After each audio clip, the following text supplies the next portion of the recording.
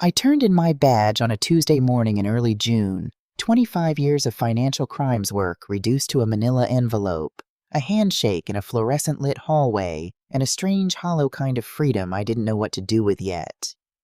People had asked me for months what I planned to do with retirement. I never had a good answer. Travel, maybe. Sleep past 6. Learn what my own kitchen looked like when I wasn't eating standing up over the sink between case files. By Thursday, I was in my car instead driving 2 hours west out of Charlotte toward Asheville, because somewhere around my second cup of coffee that morning, I had decided I was done being the kind of mother who called ahead. Easton didn't know I was coming. That was the whole plan, such as it was. I wanted to see his face when he opened the door and found me standing there.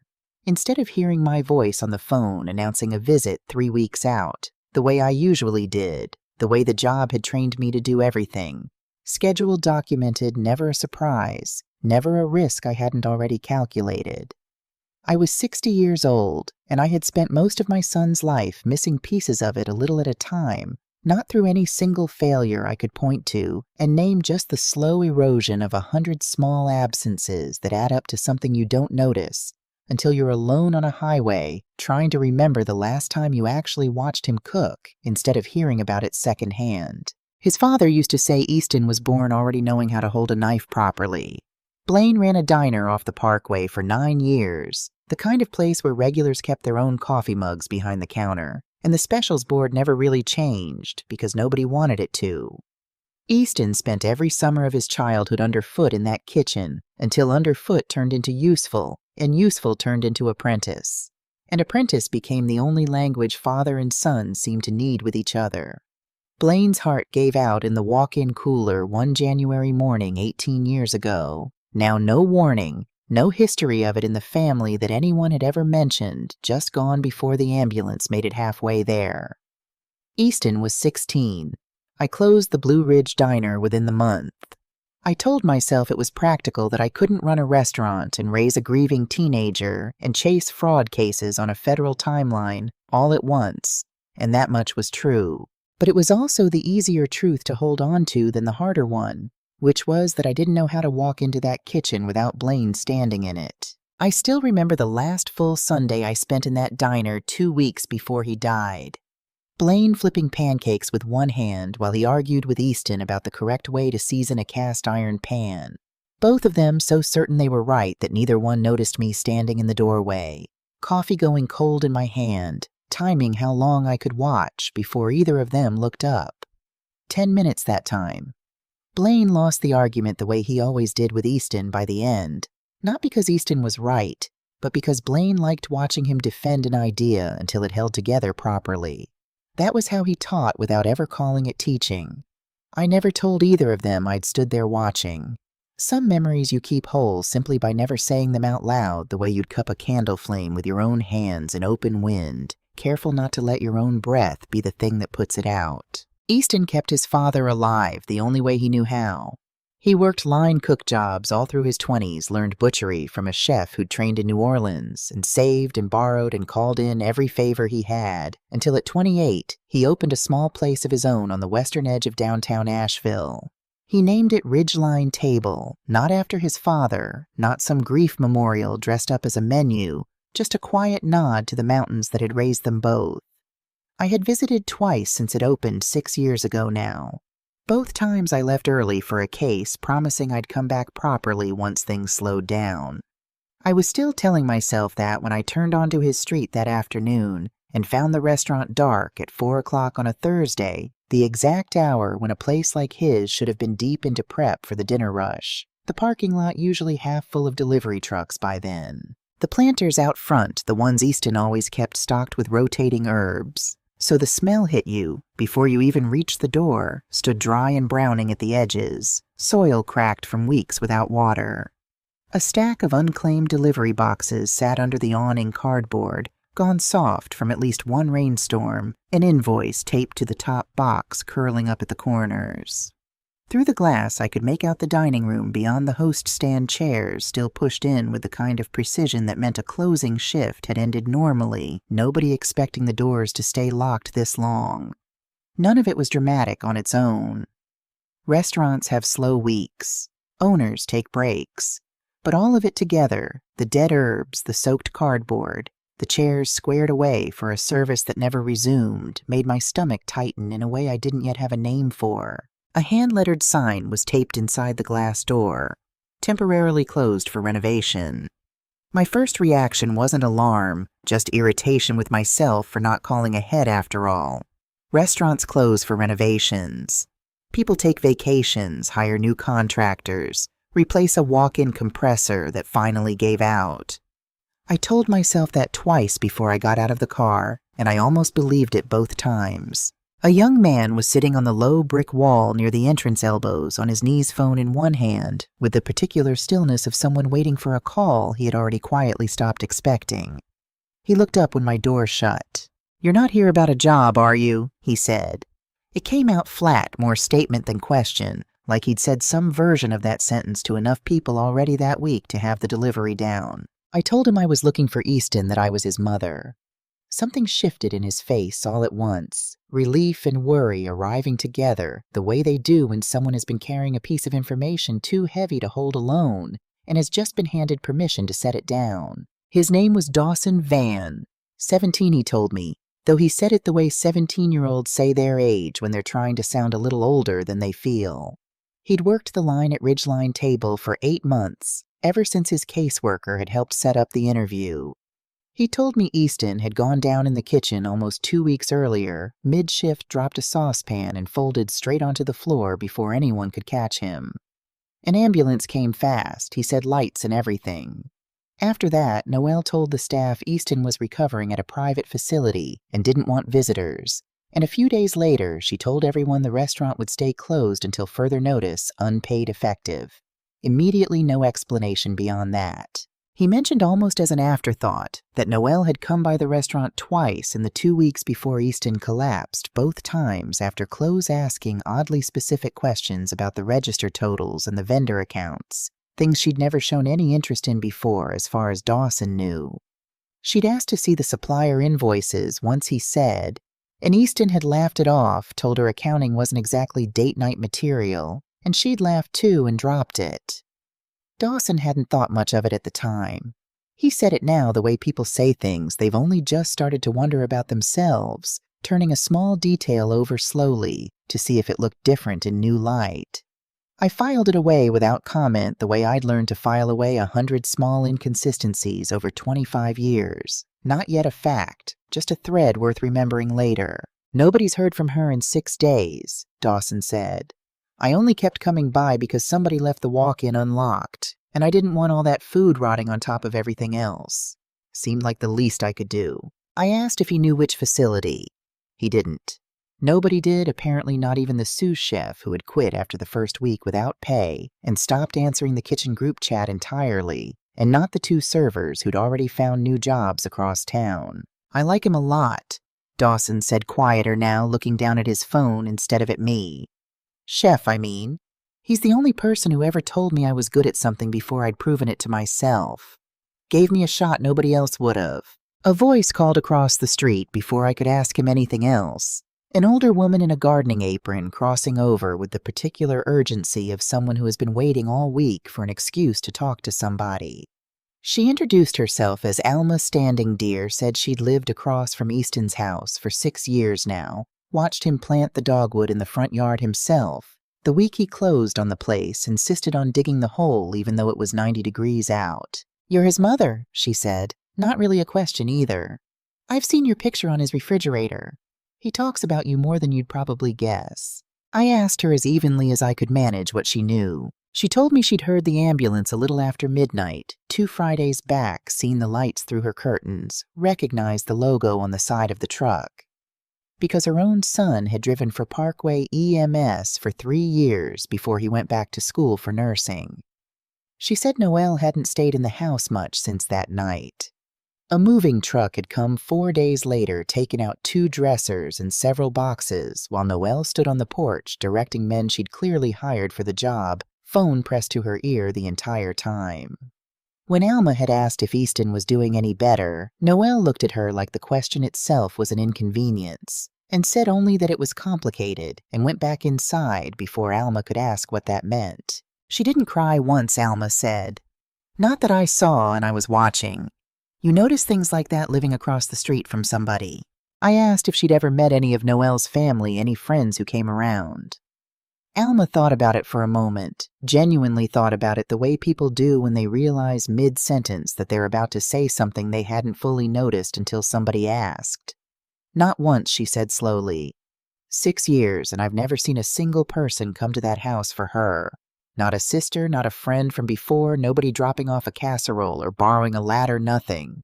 Easton's crew from the restaurant sure plenty of times. His college roommate visits twice a year like clockwork. But her side of things, it's like she arrived here without one. I always figured she just wasn't close to anybody. Standing here now telling you this out loud, I'm not so sure that was ever the whole story. I thanked her, and I meant it, though my voice came out steadier than I felt standing there on the sidewalk. Easton had given me a spare key to the house 3 years earlier, half joking, mostly not in case his blood sugar ever dropped hard enough that he couldn't make it to the door himself, and I happened to be in town. I had never used it. Not once in 3 years. I used it that afternoon. The house was clean in the particular way empty houses are clean, nothing out of place because nobody had lived in it long enough lately to make a mess. Half the closet in what I guessed was the guest room stood bare hangers still swinging faintly when I opened the door, as if I'd caught the room mid-breath. In the small office off the living room, Easton's laptop sat closed and dark on a desk, otherwise buried in cookbooks with their spines cracked from actual use. Sticky notes marking pages in his own handwriting, half a recipe for a braised short rib scrawled on a legal pad like he'd meant to come back to it that same evening. A framed photograph of the three of us taken the day Ridgeline Table opened 6 years earlier still hung slightly crooked on the wall, exactly where he'd put it, none of us having straightened it since. Nothing in that room looked touched, packed, or removed. It was the untouched quality itself that unsettled me more than anything missing from the guest room closet, the sense of a life paused mid-sentence rather than a life anyone had actually bothered to pack up and carry out the door. Whoever had left in a hurry had taken only what belonged to her. Everything that belonged to him she had simply stopped seeing. The refrigerator hummed over a nearly empty shelf. On the kitchen counter, mail sat sorted into 2 piles, one addressed to Easton, one to Noelle. Hers was gone entirely. His sat untouched 3 weeks deep bills and a dental reminder, and something from a restaurant supplier stamped past due in red ink, the kind of notice that in my old line of work always meant somebody upstream had stopped paying attention on purpose. I stood in that kitchen longer than I meant to before I let myself think the word a career of chasing liars had trained into my spine long before grief ever had the chance to soften it. Managed. Not mourned. Managed. I started calling hospitals from the kitchen table, working outward from Asheville, the way I used to work a paper trail nearest facility first, then the next ring of towns, then the next my own handwriting filling a legal pad I found in a junk drawer next to a stack of old takeout menus. Every call came back the same, some polite, some clearly tired of the question. No patient by that name admitted or discharged in the last month. By the 5th call, I wasn't irritated anymore. I was doing something I hadn't done since I turned in my badge 4 days earlier, which was thinking like an investigator instead of a mother, and finding uncomfortably that the two had never really lived in separate rooms of the same house to begin with. I called Lou Redcorn. Lou and I had worked financial crimes together for 19 years before he moved over to a regional task force 2 years ahead of my retirement. If anyone still had the reach to run a welfare check through channels a private citizen simply didn't have access to, it was him. I gave him everything I had, which wasn't much. A full legal name. A date roughly 2 weeks back. The name of an ambulance company a neighbor remembered off the side of a truck at midnight.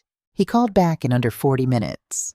Easton had been admitted to a regional medical center nearly 100 miles from Asheville under his full legal name, the kind of place nobody local would ever think to check, because there was no ordinary reason for a man from Asheville to end up there. Lou didn't say out loud what we were both already thinking. He didn't have to. Some silences carry more information than most full sentences do, and I'd spent 25 years learning to read them. The drive out took just under 2 hours. I don't remember most of it, only fragments of gas station where I bought coffee. I never drank a stretch of highway where the mountains flattened out into something less familiar. I remember the hospital itself, a wide beige building set back off a state highway, automatic doors sighing open into air that smelled the way every hospital I have ever walked into smells antiseptic laid thin over something the antiseptic never quite manages to reach. I remember giving my name at the front desk and watching the woman's expression shift very slightly when she pulled up his chart on the screen. The particular carefulness people get in their face right before they have to tell you something. They would rather someone else deliver instead. "He's stable," she said. "Room 214. I'll page Dr. Cloud for you." Stable was not the word I would have chosen once I actually saw him. Easton had always been built like his father, broad through the shoulders, the kind of solid that made people trust him instantly the moment he stepped behind a stove. The man in that bed had lost weight. I hadn't been there to watch him lose. His skin had gone the color of old paper. A tube ran along his jaw, taped in place, and the monitors beside him were tracking a heartbeat that seemed too fast for someone lying so completely still. He wasn't fully unconscious, not entirely. His eyes moved beneath closed lids, restless, and once, when I said his name and took his hand in both of mine, his fingers pressed back against my palm. Faint but real, unmistakably real. Alive. I made myself hold on to that single word and nothing else for a long moment, because 25 years of not getting ahead of the evidence had taught me that alive was the only fact I could afford to trust yet. On the rolling tray beside the bed sat a small clear bag holding his personal effects. A watch, his wedding band, a phone with a shattered screen and a dead battery, the ordinary debris of somebody's life reduced to hospital inventory. I recognized the watch immediately. I'd given it to him myself for his 30th birthday the same year he opened the restaurant, the two gifts arriving close enough together in his memory that he'd told me once he couldn't think of one without the other. Seeing it there still faintly ticking against the plastic of the bag, still keeping perfect time for no one felt like the first honest thing I'd encountered in that entire building. Machines could be adjusted. Numbers on a chart could be argued over. That watch was simply doing exactly what it had always done, indifferent to everything happening around it. Dr. Selena Cloud found me there 10 minutes later, a compact woman in her 40s with the unhurried voice of someone who has learned over a long career how to deliver bad news without letting it become worse than it already is in the telling.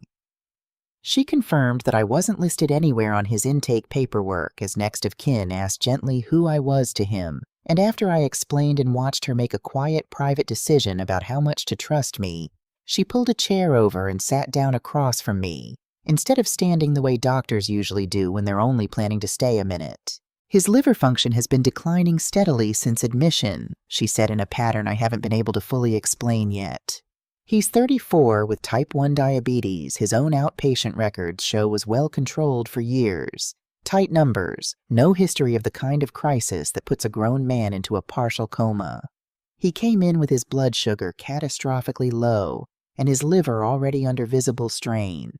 And instead of stabilizing over the following 2 weeks, the way a single bad episode should, he has continued to decline in a way that doesn't match any natural progression I've treated before in 20 years of practice. We've been trying to reach his wife since his second day here." She went on watching my face carefully as she said it. The first few times she answered said she was out of town and would come when she could get away. After that, every call went straight to voicemail. "You're the first family member who's actually walked through that door." I asked her the question that had been circling since the moment I stood in that too-clean kitchen and read the word managed inside my own head over and over until it stopped sounding like a guess and started sounding like a working theory. "Could this be something other than the diabetes?" I said.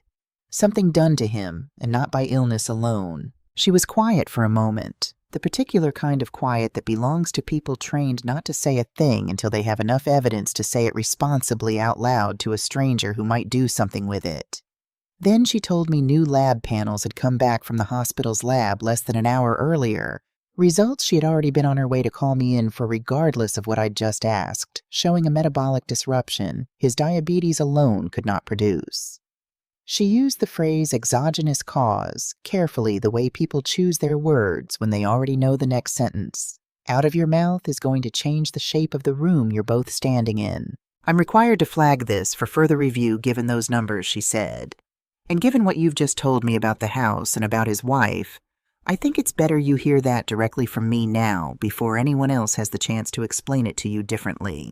She told me the hospital's social work team would need to be looped in as a matter of policy once a case like this got flagged internally, and that, depending on what came back from the broader panel, still running in the lab, it might eventually need to go further than the hospital's own walls entirely into territory.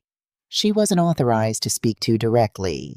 She wasn't accusing anyone of anything she said, carefully watching my face the whole time she said it.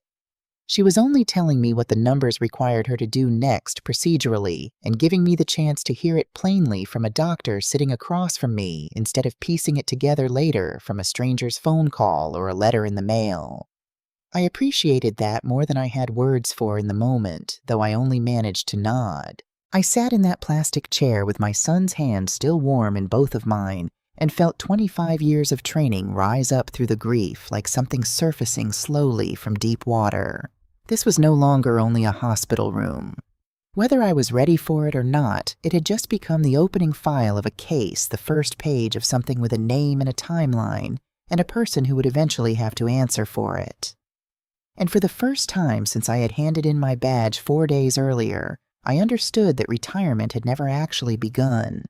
It had only ever been a pause, quietly waiting for something exactly like this to end it. I stayed at Easton's bedside until a nurse told me gently but firmly that nothing more would change before morning, that he was sedated and monitored and as safe as any hospital could make him for the night, and that I would do him more good rested than hollowed out in a plastic chair. I didn't believe her, not entirely, but I recognized the shape of the argument. I had used a version of it myself years ago, telling frightened families to go home and sleep because vigilance without rest only burns out the person doing the watching. It felt strange hearing my own logic handed back to me by a stranger in scrubs. Before I left, I asked the nurse to write down the direct line for the unit, not the general hospital switchboard, and made her repeat it back to me twice. Old habit. Numbers written down badly have derailed more cases than bad witnesses ever did. I also asked her to note in his chart, if she could, that any call regarding his condition should come to me first, given that his listed emergency contact had not returned a call in 6 days. She didn't ask why. She just wrote it down the way people do when they've already guessed more of the story than they're willing to say out loud. I drove back to Asheville a little after 10 that night, the 2 hours passing in a kind of focused blankness I remembered from long drives to old crime scenes, my mind already several steps ahead of my hands on the wheel. By the time I let myself back into Easton's house with the spare key, it was close to midnight, and the house looked exactly as I'd left it that afternoon, quiet in the specific way a house is quiet when nobody inside it is breathing. This time I didn't walk through it like a worried mother looking for her son. I walked through it the way I had walked through 100 other houses over 25 years, cataloging rather than grieving, because grief could wait. And evidence generally couldn't. I photographed everything before I touched it. The mail pile, the bare half of the guest room closet, the crooked photograph in the office. The same details I'd noticed hours earlier, except now I was building a record instead of simply absorbing a shock. If I ended up in front of a judge asking for the authority to make decisions on my son's behalf, and some instinct told me I wanted a timeline nobody could later dispute, I started in the kitchen again, this time opening every drawer instead of just glancing at the counter, then moved room by room in the same order I would have walked a scene 20 years earlier, working from the most public spaces toward the most private ones, on the theory that people hide things roughly in proportion to how badly they don't want them found. The living room gave up nothing beyond what I'd already seen. The bedroom gave up a closet half emptied on Noel's side and completely full on Easton's, his shirt still hanging in the same size order he'd kept since he was 22, some habits apparently surviving even a marriage falling apart around them. In the office closet behind a stack of storage bins, I found a small fireproof lockbox, the kind you buy at a hardware store for birth certificates and passports, easy to miss, unless you were looking specifically for something a person wanted safe from fire, but not necessarily hidden from family. It wasn't locked. Whoever had used it last hadn't expected anyone to come looking so soon. Inside under Easton's passport and the deed to the house sat a handful of things that told me nothing on their own. A spare set of keys, an old savings bond from a grandparent. Neither of them had ever cashed a folded photograph of Blaine standing in front of the diner the week it opened. Beneath all of that, a folder from a regional credit union, the kind banks still hand out with loan paperwork, despite almost everything being digital now. The top page was a promissory note for $180,000, dated 11 weeks earlier, the stated purpose typed neatly into a blank field capital for second location expansion. Easton Colby's signature sat at the bottom in blue ink, and beneath it a second signature line for a co-signer had been left entirely blank, which meant whoever had walked this application through underwriting had done it in his name alone, with nobody else's eyes on the paperwork to slow them down. I had spent enough years pulling forged signatures apart under a light table to know what I was looking at before I fully let myself know it. Real signatures carry rhythm, the same small hesitations and the same small confidences repeated in roughly the same order every time a person signs their name without thinking about it. I dug through the desk drawers until I found an old birthday card Easton had written me 2 years earlier, his signature looped underneath 3 sentences about turning 58 not being so bad, and I held the 2 signatures side by side under the desk lamp. The card's signature moved fast, familiar careless in the specific way a real signature is careless. The loan signature was careful, too careful.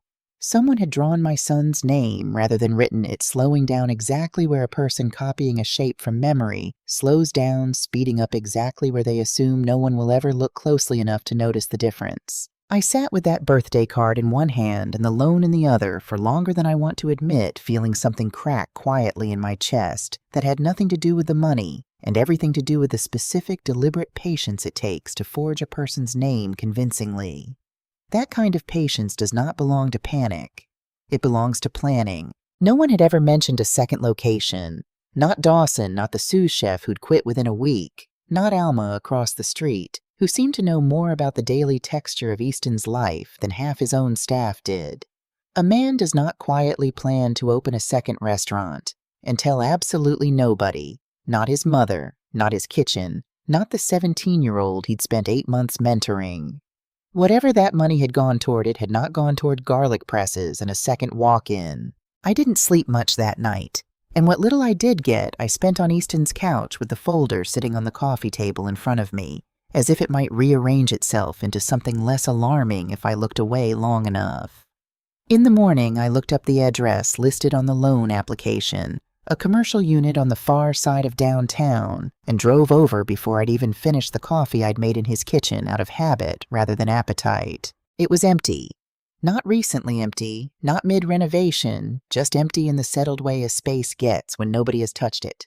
In a long while, a faded for lease sign taped inside a window streaked with weeks of rain, a mail slot stuffed with flyers nobody had bothered to clear. I stood on the sidewalk in front of it longer than I needed to, well past the point where standing there told me anything new, because some part of me was still hoping the building itself might explain what the paperwork couldn't. On my way back to the car, my phone buzzed with a text from Dawson. Just a single line asking if there was any news. No pressure in it. Just a kid checking on someone he clearly cared about more than his paycheck. I called him instead of typing a reply. Told him Easton was stable, which was true, and that I was working on figuring out the rest, which was also true, if not the whole truth. He asked if there was anything he could do. I told him to keep an eye on the restaurant and let me know if anyone came around asking questions, especially anyone he didn't recognize.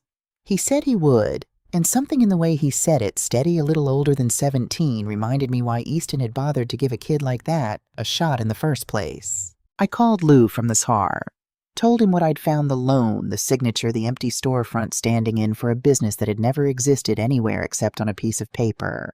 He went quiet for a moment in the particular way he used to go quiet right before telling me a case was about to get bigger than I wanted it to be. You need to file this as forgery today with local police, not just flag it to the bank yourself, he said.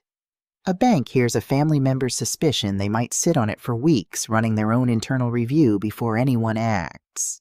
A bank hears there's an active forgery complaint tied to a victim who's currently hospitalized and unable to consent to anything at all. That's a different phone call entirely, and it moves at a different speed.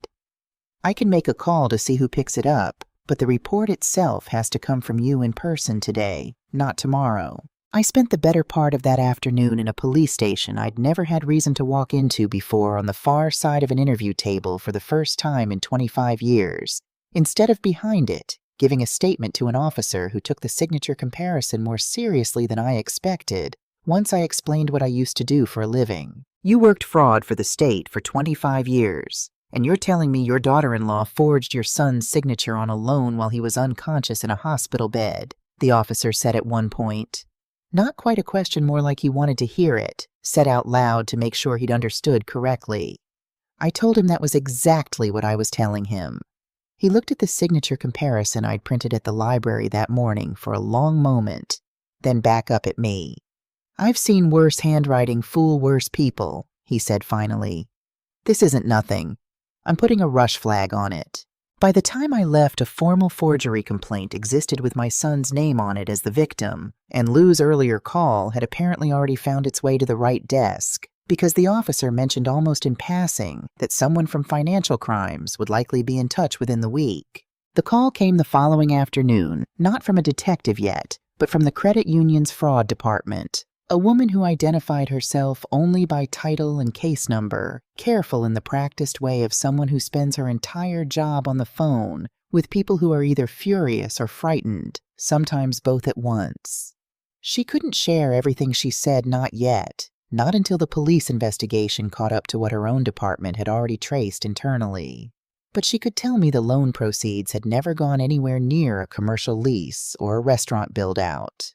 They had moved in 3 transfers over 9 days to a private membership club, 2 counties over the kind of place that called itself a card room on its paperwork, and something considerably less formal in the reviews I found later that night, and from there into a sports betting platform under an account that wasn't in Easton's name at all. It took one more phone call, this one from Lou, 2 days after that, to put the rest of the shape together. The card room's records, once the detective formally requested them, showed a 1.5 years of steady activity under an account tied to Noel losses climbing month over month, in the kind of pattern Lou said he'd seen often enough to recognize before he'd even finished reading the summary out loud to me over the phone. The forged loan hadn't been where it started. It was simply where it had finally run out of smaller places left to hide. I sat with that for a long time after we hung up in a kitchen that had been my son's kitchen before it became, in the space of 4 days, something closer to an active case file. $180,000 forged in his name while he lay dying in a hospital bed, 100 miles away, spent on debts he had never known existed, by a woman who had never once in 6 years let a single friend or family member close enough to notice. I had come to Asheville to surprise my son. I hadn't expected to spend the first week of my retirement learning exactly how much damage could be done to a person who was too sick, too trusting, and too far from anyone paying close enough attention to stop it in time. The forgery complaint was only the first thread, and I already suspected, sitting there in the dark with the lockbox still open on the table, that pulling on it was going to unravel considerably more than a single bad loan. Dr. Cloud's voice was still in my head from the day before, careful and deliberate, the phrase exogenous cause, sitting right alongside everything Lou had just told me about a card room 2 counties over. Money problems explain a great many things. They have never, in my experience, explained a liver failing on a schedule no illness keeps on its own. Dr. Cloud called 2 mornings later before I'd even finished my coffee, her voice carrying a different weight than it had in that hospital room days earlier, less careful, more urgent. I stood at the kitchen counter with the phone against my ear and my coffee going cold for the second time that week, bracing myself the way I used to brace for a call from a case agent who'd found something that changed everything about a file I thought I already understood. Her team had run what she called a full medication reconciliation standard practice, she explained, whenever a case got flagged the way Easton's had, pulling refill records directly from his pharmacy to cross-reference against what should have been in his system versus what his labs actually showed. The refill history came back clean, almost suspiciously clean. Someone had picked up his insulin on schedule every single month for the past year, never late, never skipped right up, through 2 weeks before he collapsed. I told her what I'd found in his bathroom cabinet the first night I searched the house. 3 bottles of insulin, 2 of them barely touched. One expired entirely, sitting behind a row of allergy medication, like they'd been pushed to the back on purpose rather than simply forgotten. At the time, I'd assumed he'd switched brands or dosages and never thrown out the old ones. Now, listening to her explain a refill history that didn't match a body that clearly hadn't been receiving what it was, picking up the 2 facts sat next to each other and refused to make sense any other way. I thought back to this box of receipts I'd found in the desk that first sleepless night. The pharmacy line items sitting there in black and white among the loan paperwork, co-pays, paid-on-time insurance claims, processed without incident. An entire paper trail built specifically to look like careful, responsible management of a chronic illness. Someone had understood that the appearance of diligence would be checked far less often than the diligence itself. Dawson mentioned something the next time I stopped by the restaurant to check on him, offered almost apologetically like he was embarrassed not to have thought of it sooner.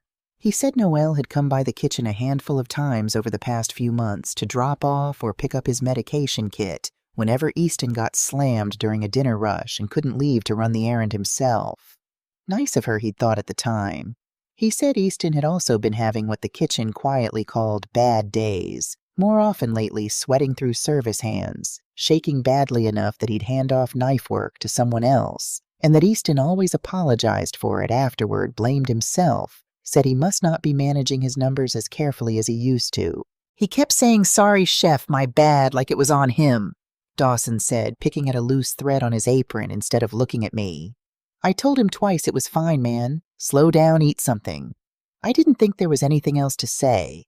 I just figured he was pushing himself too hard trying to make up for whatever time Noel's family stuff was taking.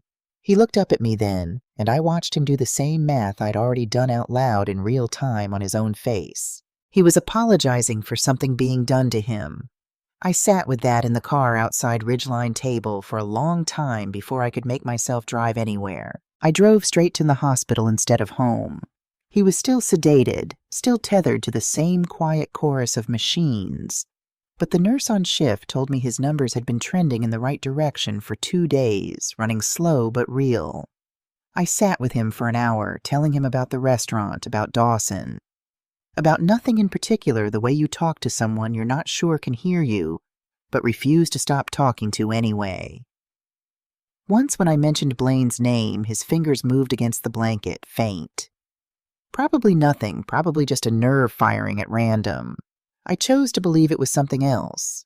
Some choices you make simply because the alternative is unbearable, and by that point in a week, like the one I was having, I had earned the right to make at least one of them for myself. Going back through the bathroom cabinet with new eyes, I found what I'd dismissed the first time as ordinary vitamins, a set of unlabeled capsules in a repurposed supplement bottle. No pharmacy sticker, no ingredient list beyond a handwritten note taped to the side reading blood sugar support in handwriting that wasn't Easton's. I bagged them myself and drove them to Dr. Cloud rather than trust the mail. She told me later that week that the lab couldn't identify a meaningful therapeutic ingredient in them at all. Nothing that would affect blood sugar in either direction, which meant at minimum they had done nothing to help him. And at whatever the more honest end of that sentence turned out to be, they had been handed to him in place of medication that actually would have. By that point, I'd stopped trying to hold every piece of this in my own head and called a lawyer, a woman named Rhonda Adair, who Lou had recommended years earlier during a case that had briefly touched both our desks. Someone who had built her practice around exactly this kind of tangle, guardianship disputes, dependent adult exploitation, the parts of family law that intersect with financial crime more often than most people realize until it happens to them directly. She met me at her office the same afternoon I called a small converted house near the courthouse with case files stacked in neat color-coded towers that told me immediately she ran her practice the way I used to run a file room. She was maybe 50 sharp, featured the kind of person who let a silence sit exactly as long as it needed to, before filling it with something useful instead of something comforting. Rhonda didn't waste time with sympathy, which I appreciated more than I expected to. She told me that given Easton's medical incapacity, the forgery complaint already on file, and now a documented pattern suggesting his medication had been tampered with, we had grounds to file for an emergency guardianship, what the court called an ex parte petition, meaning it could be filed and potentially granted without Noel present, or notified beforehand, specifically because the law recognized that some situations couldn't wait for a fully noticed hearing without risking further harm. It wasn't permanent, she was careful to explain. A judge could sign it within a day or two if the danger was clear enough, but Noelle would still get her own full hearing later weeks out with her own attorney to formally contest it. This bought time. It didn't end anything on its own. What it meant practically, Rhonda said, was that until that later hearing, I would have the legal standing to make his medical decisions, to speak to his doctors, without them worrying about privacy statutes, and to control what happened to his money and his restaurant while he couldn't do either himself. What it did not mean, she was careful to add, was that Noelle automatically lost anything permanently. Marriage came with rights. The court did not erase lightly guardianship order, or not, and I should not mistake a protective order for a verdict. That distinction would matter later. At the time, I only wanted him protected through the next 5 weeks, and I told her so. We filed on a Tuesday. A judge signed the order Thursday morning, granting me temporary authority over Easton's medical decisions and financial affairs, pending a full hearing scheduled 5 weeks out. I remember standing in the courthouse hallway afterward, feeling less like I'd won something, and more like I'd finally been handed a tool I should have been given on day one. Separately, and almost immediately, once Rhonda's office made the exploitation concern formal, Easton's personal bank, the one holding his checking account, and the restaurant's operating funds placed a temporary hold on any transaction Noelle attempted. Not a permanent freeze, a banker named Wesley Ross explained carefully when he called to walk me through it, but a protective hold available under state law whenever a financial institution had reasonable cause to suspect a vulnerable account holder was being exploited. It would run for a set number of business days automatically, he said, long enough to bridge the gap until the guardianship order gave me full standing to manage the accounts properly. Wesley mentioned almost as a side note that 2 attempted withdrawals from the restaurant's operating account had already bounced against the hold that same morning, both initiated from a login that wasn't Easton's small confirmation. He said that the timing had mattered. It wasn't dramatic. It was paperwork moving at exactly the speed paperwork moves, which after the week I'd just had felt like its own small mercy. The detective who finally called was named Grant Youngbear. Financial crimes, the same unit Lou had spent his last years working before he moved over to the regional task force.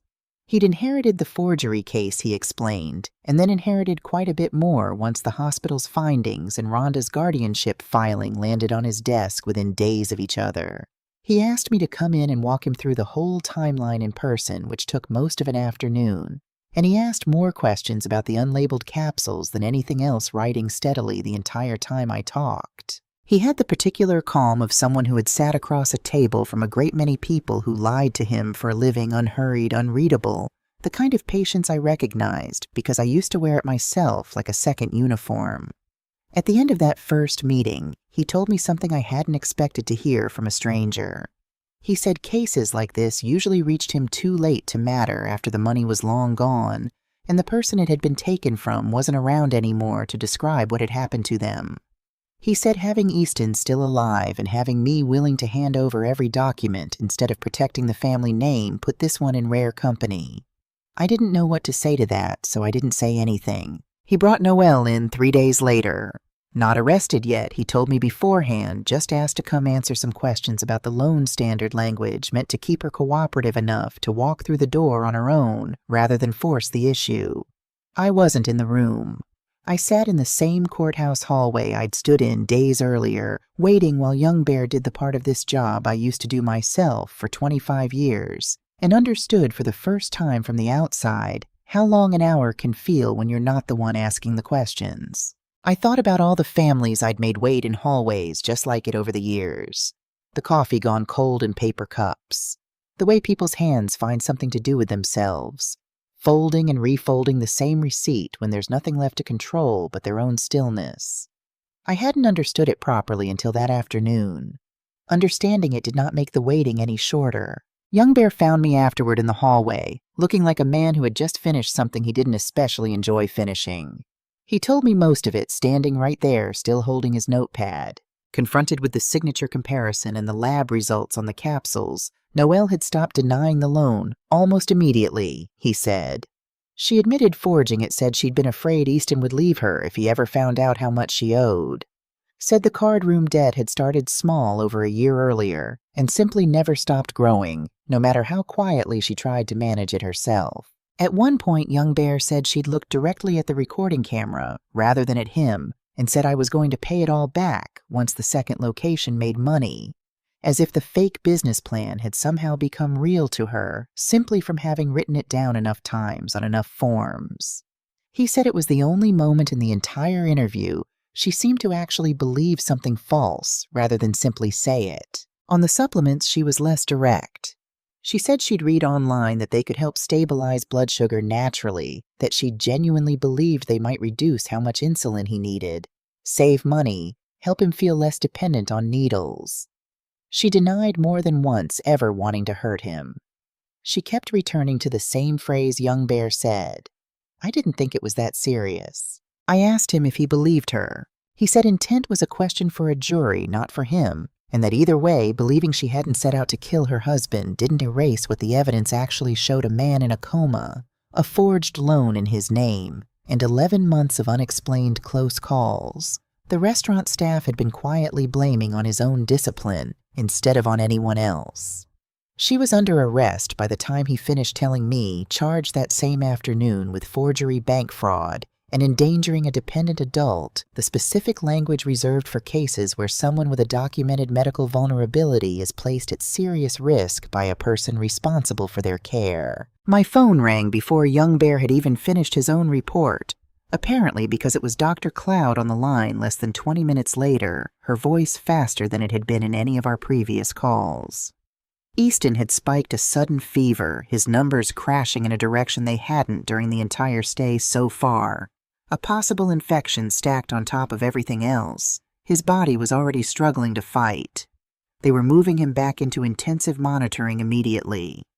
She needed me there as soon as I could get on the road, and she needed me to understand. She said, choosing her words with visible care, even through the phone, that the next several hours would tell us more than anyone currently knew. I made the drive in under 90 minutes, faster than I should have. Faster than 25 years of training would ever have allowed me to justify for anyone else's emergency but my own son's.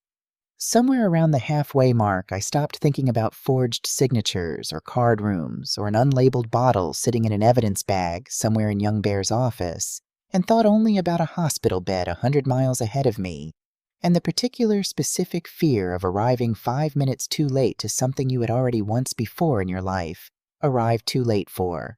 I did not pray, not in any formal sense I would have recognized as prayer 20 years earlier. But somewhere around mile 60, I found myself bargaining anyway, the way I imagine most people do, at least once in a life that has otherwise trained them not to promising a version of myself. I hadn't seen in years that I would take whatever came next, as long as there was a next for both of us to take it in together. He was still there when I arrived.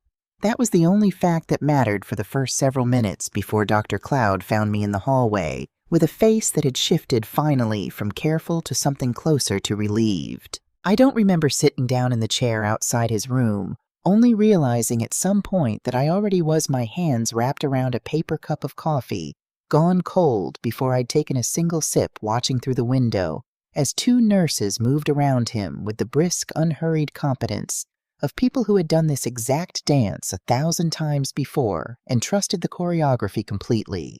The fever had come from a lung infection, not uncommon, she explained, in a body that had spent 2 weeks fighting a slow chemical assault. It was never designed to survive on its own, its defenses run down long before the infection ever had a chance to take hold. They had caught it early enough. Combined with properly calibrated insulin for the first time in who knew how long, his numbers were already responding, in a way she described with visible professional satisfaction as textbook. He woke up 3 days later, groggy, disoriented, asking for water before he asked anything else, which felt like its own small miracle after everything. It took him a while to understand where he was, longer still to understand why I was the one sitting beside him instead of Noelle. I told him the parts he needed first, that he was safe, that the restaurant was fine, that Dawson had been keeping watch over it the whole time. The rest I let unfold slower over the following days in pieces small enough for him to actually hold. He didn't cry when I told him about the loan. He didn't cry about the supplements either, or the card room, or the 1.5 years of debt he'd never once suspected. He went very quiet instead, the particular quiet of a person doing arithmetic on their own life, subtracting things they'd believed were solid, and discovering how much air had been underneath them the whole time. What he finally asked once he trusted his voice again wasn't about the money at all. Did she ever actually love any of it, he asked? Any part of us? Or was I just, I don't know, overhead? I didn't have a clean answer for him, and I've never believed in handing someone a comforting lie dressed up as comfort. I told him I honestly didn't know that people are rarely simple enough to be only one thing, and that the woman who forged his signature while he lay unconscious 100 miles from home might have also once meant some of what she said to him at their wedding. Both things could be true. Neither one canceled the other out, and neither one was his to carry as guilt. He asked me once a few days after that whether I thought Blaine would have seen it coming, would have somehow known Noelle wasn't who she said she was, the way fathers in stories always seem to know. I told him the truth, which was that Blaine had liked her plenty at their wedding, had danced with her, had told me afterward in the parking lot that he thought Easton had done well for himself. Grief makes people want a version of the past where somebody could have stopped it. Most of the time, nobody could have. That's a harder thing to sit with than a warning ignored, but it happens to be the truer one. 3 weeks later, once he'd been cleared to go home, home became my rental for a while, rather than the house he'd shared with Noelle, which neither of us had the appetite to return to yet.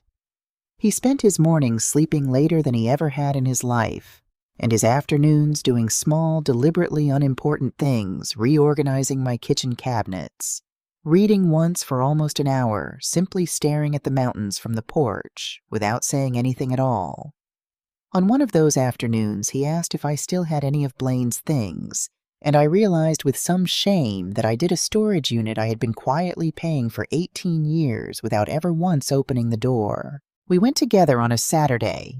The unit held less than either of us expected, a diner's worth of life, reduced to a handful of boxes, some cookware, a stack of old menus, a cash register that hadn't worked in 2 decades. Easton picked up one of the menus and laughed for the first time in weeks, a short surprised sound at a listed price for a full breakfast plate that would barely cover a cup of coffee now.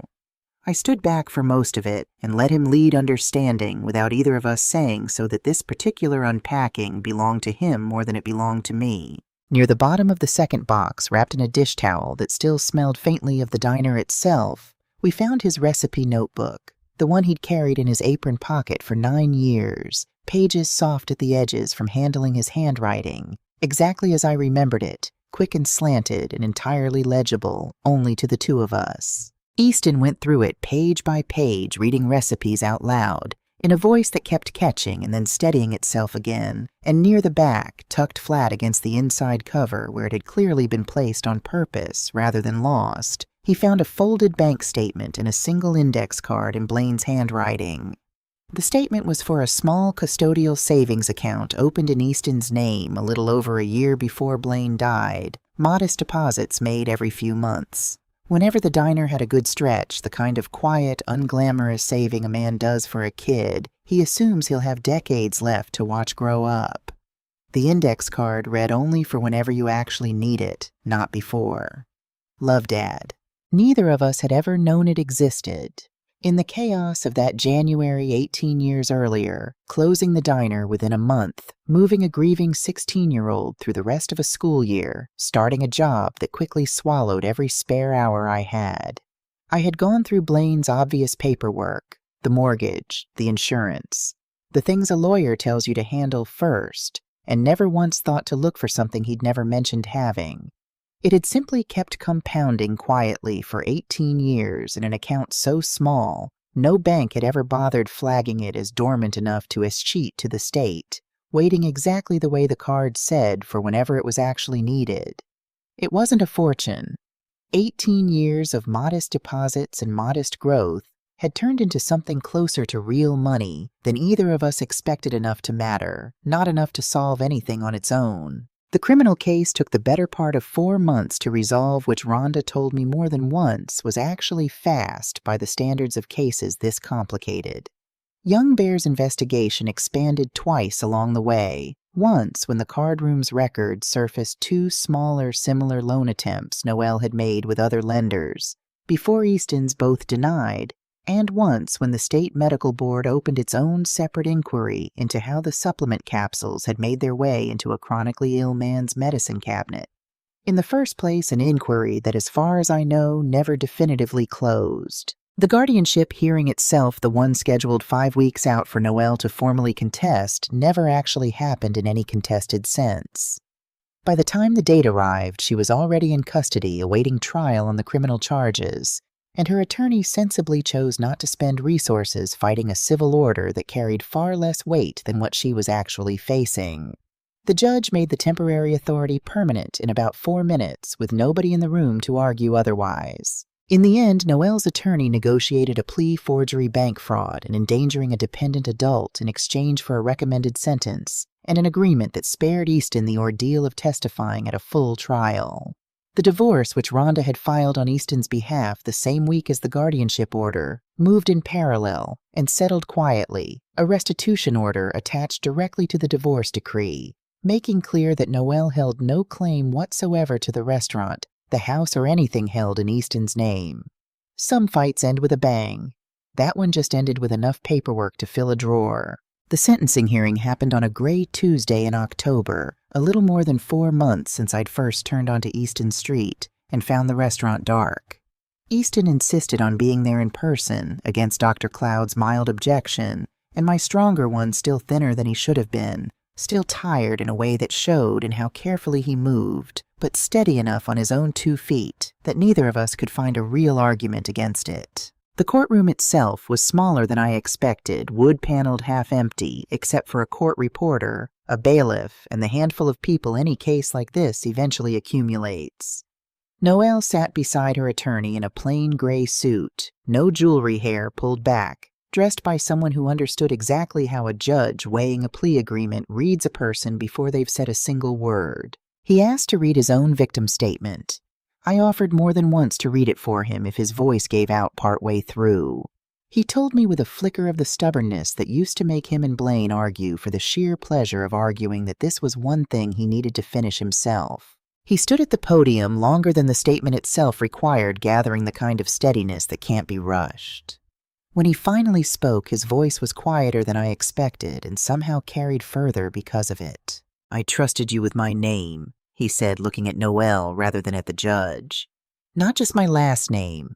The name on my prescriptions, on my loan applications, on the forms where somebody writes down who gets to speak for you when you can't speak for yourself anymore. You used all of it. I don't know if you ever loved me, and after a while I stopped needing the answer to that as much as I thought I would. What I do know is that a version of me almost didn't get to stand here and say any of this out loud, and that's not something I'm interested in forgiving quickly if I ever do at all. I'm not asking the court for anger on my behalf. I'm asking for enough time that the next person you meet gets a chance I almost didn't." Noelle didn't look up during any of it. The judge, a woman with the kind of unhurried attention I recognized from a career spent in rooms just like it handed down 6 years with restitution, ordered in full alongside the sentence, a number that would take considerably longer than 6 years to actually collect. Rhonda told me afterward, but existed now as a legal fact, regardless a debt that would follow Noelle long after she walked out of whatever facility eventually held her. It didn't feel like triumph sitting there. It felt like something closer to weight finally being set down after being carried too long in the wrong hands. What came after took longer to build than the case had taken to resolve, which felt right somehow since building things has always moved slower than tearing them down. Between Blaine's forgotten account, a portion of the restitution that eventually arrived in smaller installments than the number on paper had suggested it would, and Easton's own insistence that Ridgeline Table's back dining room, barely used most weeknights anyway, could be converted into something more useful than empty tables, we spent the winter turning an idea into a set of blueprints, and the blueprints into an actual kitchen. The contractor kept the exposed brick along the back wall, and added a long stainless counter with 6 stations, instead of the usual 2 or 3 enough for a full class to work shoulder to shoulder the way Easton had once worked shoulder to shoulder with his father. A single framed photograph went up near the entrance before anything else did Blaine standing in front of the diner the week it opened, the same one we'd found folded inside the lockbox months earlier, finally hung somewhere it could be seen by more than just family. We called it the Second Table Fund. Easton chose the name over dinner one night, turning his water glass in slow circles, the way he did when he was working something out loud rather than in his head. "Because somebody always needs a second table," he said. "When the first one falls through, when the family you were handed doesn't hold, there should be a second table somewhere with your name on it anyway." Rhonda helped set up the nonprofit paperwork without charging for most of it, waving me off every time I brought it up. Dr. Cloud, once Easton's own recovery was stable enough that she felt comfortable saying, so publicly agreed to sit on a small advisory board alongside a nutritionist, mostly I suspected because it gave her a standing excuse to keep checking in on him under a heading less clinical than patient. Dawson turned 18 in February, 3 weeks before the kitchen officially opened its doors to its first small cohort of students, most of them referred through the same county system that had once placed him at Ridgeline Table, almost by accident. He was without much debate from anyone the program's first official student, though by then he had already spent the better part of a year functioning as something closer to Easton's second-in-command than a line cook. On his first official day as a student, rather than an employee, Easton handed him a chef's coat with his name already stitched above the pocket van, in the same block lettering as the one on Easton's own. Dawson held it for a long moment before putting it on the way people do with things they've wanted long enough that receiving them finally doesn't quite feel real yet. His caseworker had warned him back when he first turned 17 that aging out of the system at 18 often meant aging out of support entirely, a cliff more than a transition. It didn't work out that way for him, not because anyone waved a piece of paper and made it official, but because I kept showing up at his apartment inspections at a community college enrollment meeting he was too nervous to attend alone. At the kind of ordinary logistical moments nobody photographs, but that add up eventually into something that functions very much like family, whether or not a court ever puts a word to it. He still calls me Marla now instead of Mrs. Colby. A small shift neither of us ever formally agreed to the kind of thing that just happens quietly once 2 people have decided, without saying so out loud, that they belong to each other in some fashion worth keeping. The night before the kitchen's official opening, the 3 of us stayed late prepping stations that didn't strictly need prepping, yet the kind of unnecessary work people do when they aren't ready to stop being in a room together. Alma stopped by around 9 with a plate of something she refused to let us open until after she'd left, the same way she'd once refused to let a stranger's silence sit unanswered on a sidewalk less than a year earlier. Easton stood at the pass, running his hand along the new stainless steel, the way I remembered him doing at 8 years old in his father's kitchen, checking whether something was real by whether it was solid under his palm. I watched him for a while from the doorway before either of them noticed me standing there. Less than a year earlier, I had turned in a badge and driven west with nothing more ambitious in mind than surprising my son for an afternoon. I had not planned on any of what followed, not the hospital, not the forgery, not a courtroom, not a boy who now called me by my first name, because the right word for what we'd become to each other hadn't been invented yet. Retirement, it turned out, had never been the ending I assumed it would be. It had only ever been the door Blaine's diner walked back through 18 years late in exactly the shape it was always going to take once somebody finally opened it. Dawson looked up first. "Table's not going to set itself, Marla," he said, grinning, already reaching for the plates. We opened the doors the next morning at 7, the smell of Easton's cooking reaching the sidewalk before the first customer even had the door open, the same way it always had, the same way I like to think it always would.